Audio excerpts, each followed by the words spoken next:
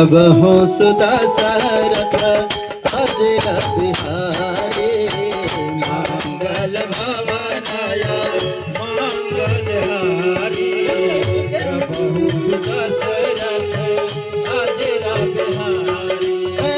तब देखी मुद्रिका मनोहर राम नामया पितयत सुंदर सखी कच तव मुद जय पवधे हरस विचारहि जय अपनारी।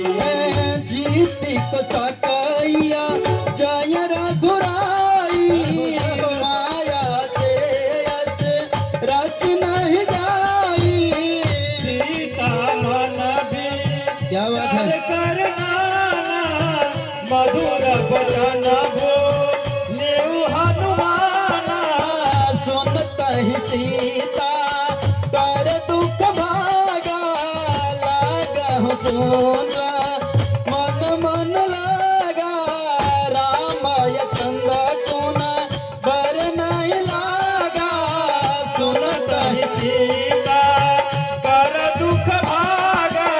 देखिए ये प्रसंग अब जो चल रहा है भगवान हनुमान जी महाराज रामचंद्र जी के द्वारा दिया गया मुंदरी जो हाथ की अंगूठी थी सीता माँ को दे दी और माँ मन ही मन प्रसन्न हो रही है कि अब एक आस तो बनी कि भगवान श्री राम मेरे बहुत करीब है, अब दूर है नहीं।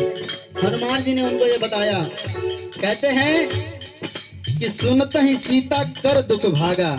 ये सुन करके ही सीता का सारा दुख चला गया। और कैसे ला गई श्रवण मन लाई याद होते सब